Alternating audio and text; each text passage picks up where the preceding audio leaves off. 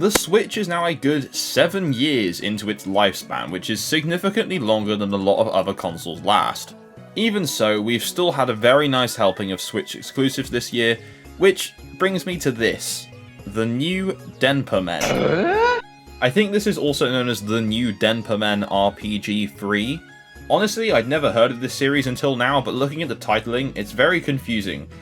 In the space of 2 years, you had 3 Denpa Men games on 3DS, which is the Denpa Men They Came by Wave, the Denpa Men 2 Beyond the Waves, and the Denpa Men 3 The Rise of Digital. And then 1 year after that, you had the Denpa Men RPG 3. On mobile in 2017, you then got the new Denpa Men. And now this year, as far as I can tell, we have the new Denpa Men RPG 3. Huh? Anyway, this is an RPG series developed by Genius Sonority, who you may know better for Pokemon Colosseum and Pokemon XD Gale of Darkness. Quite literally one of the most expensive Pokemon games I've ever seen for sale in the second-hand market. Just insane. You can't keep getting away with this! Anyway, that's besides the point. I wanted to make this video today to showcase how absolutely cursed this new game is. Now, if you couldn't tell by the title, this is a free-to-play game, and it is a Switch exclusive, which is actually kind of cool. Any free game on my Switch I'm absolutely happy with. This is just, it's strange, I think is the best way I can put it, strange. Anyway, what the f*** are Denpa Men? Anyway, after a quick Google, I encountered the Denpa Men wiki, which has given me a fairly decent answer. They are strange humanoid creatures that exist and travel through the radio waves in the environment.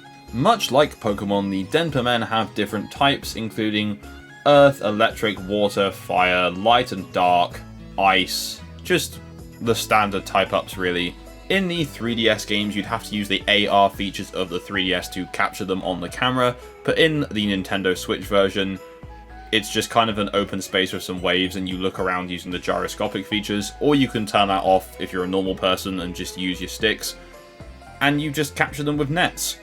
There are almost limitless possibilities for different types of Denpa Men with different names, and the variety I had on my team by the time I'd finished playing the first few hours of the game, there were quite a few types, and they all had some fairly decent names, including Benson, Edward, and Fisher.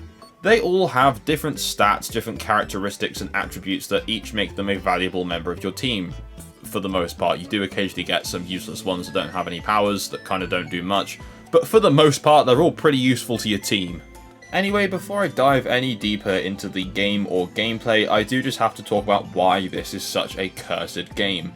Now, besides from its very weird concept and quite strangely designed characters, it's the translation of this game. Oh my goodness. Now, obviously the Denpa Men series is a lot more popular in Japan than it is in other non-Japanese territories. And nothing makes that clearer than the really poor translation of the Japanese into English. It's not like the translation makes the game not make any sense. I mean, if anything, it actually adds to the charm of this absolute chaotic game. But there were some instances where I had to reread the dialogue several times to get the gist of what was actually going on. Like that bit at the beginning, where for literally no conceivable reason whatsoever, the character says to me, "No, it doesn't come close to being polite. I look forward to working with you." The second half of the sentence makes sense, but why the hell has he said it doesn't come close to being polite?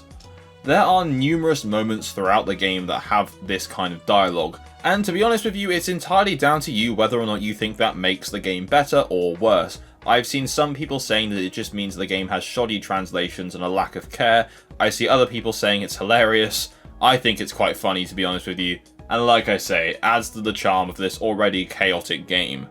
Anyway, as far as I can tell, this game's gameplay is broken up really into about 3 segments. You've got your island, the decoration, and the shops. Then you've got the exploration of the levels, and then you've got the combat. To start with, let's talk about the island. So, when you first start the game, you get introduced to this island and the Denpa Man, or a Denpa Men as the game likes to say, that you'll be working with, and that is Kota, the protagonist of the game. Anyway, so you have this island. Initially there is just a tower where you capture the Denpa Men on, but eventually you'll get a shop with additional expanded features and different merchants. You get a house which you can decorate, and you can actually put decorations on your island as well. It's a cool enough idea, but in execution, it's very pay to customized, I guess you could word it as. As this is a free-to-play game, it obviously has a premium currency, which you can purchase in the shops. Now, to get one jewel, which is the premium currency, it costs about £1 here in the UK, and that one jewel can get you a revive, open a treasure door. It's kinda handy, and I must admit, just to get through the game quicker, for the sake of this review, I did spend about £2 on jewels. Go on, shoot me, I know, I'm awful. But anyway, at least I didn't spend that premium currency on cosmetics. It was actually just to progress through the game quicker for the sake of being able to review more. Anyway, back to the island.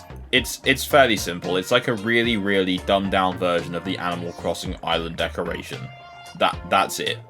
Anyway, next up we have the exploration. It's a very, very simplistic dungeon crawler. It's like a more dumbed down Pokemon Mystery Dungeon, exploring different tunnels, but the tunnels are predetermined and preset for each level, so it's not like it's randomly generated, it's the same level every time. So on your first playthrough of a level, it's kind of exciting. You're exploring, you're finding chests, although the chests do tend to just have gold and the occasional very mid-tier item. Most of the cooler stuff and higher tiered stuff is locked behind the jewel currency, or just a lot of luck. Anyway, the issue with these levels being the same is that you do have to replay these levels to grind out your XP, and it gets very tedious because the level is exactly the same every time. I know exactly where to go down this tunnel to find this chest. It's all very easy. There's nothing inherently wrong with the way it's designed, it's just very simplistic and bland. On top of this, when you do replay the levels, Genius Sonority went through the effort of changing the dialogue for like a few things. So like the monsters recognize you and say you again, but everything else in that little story for that level happens the exact same way, which when you think about it, just makes absolutely no sense because you've gone back and the same guy has managed to get himself trapped by trying to steal some jewels. The same person is refusing to come to your island because the hot springs are too hot. You've already solved the issues. You should just be able to go back, explore, kill some enemies and leave. It's happening again. What is Okay, so that takes us to the combat, which for a turn-based RPG should be pretty good, right? Right? Well, my answer to that is, it's fine, really. There's nothing particularly wrong with it. Again, it's just very bare bones. For a Japanese RPG, this has got to be one of the most underwhelming experiences you can probably get. But on the upside, it is free, so I suppose it kind of balances out. When you enter a battle with a monster, the game presents you with 4 choices, which is go for it, all out attack, all defend, and retreat. Now, retreat is the obvious one, and defend is also the obvious one. So when you press go for it, it will allow your Denpa Men to pull off some abilities as well as the other ones that can't, and they'll just attack regularly. So for example, Kota can revive people, and some of the others have water that they can fire, or fire that they can throw, and stuff like that. If you press all out attack, then all your Denpa Men will just run up against an enemy and just beat it. But the issue with the all out attack is it then leaves you defenseless if there's more than one enemy. It's a fine enough system, but it doesn't quite require enough input to keep the player that interested. Mix that very bland combat system with enemy AIs that are sometimes just outright unfair. They'll all target your weakest that you're trying to level up, or they'll all target just one specific character at a time. It very much so feels like a free-to-play game in the sense that the enemies are unfair to the point where you might lose and the game wants you to spend money to keep going. But overall, the combat, it's just fine. That's all I really have to say about that. But to be honest, even though this game does have some bland parts, and I absolutely despise the free-to-play model we have today, the game's biggest issue is that you always have to be online. I'm sick of this trend in video games, even if you have a single-player experience where you have to permanently be connected to online.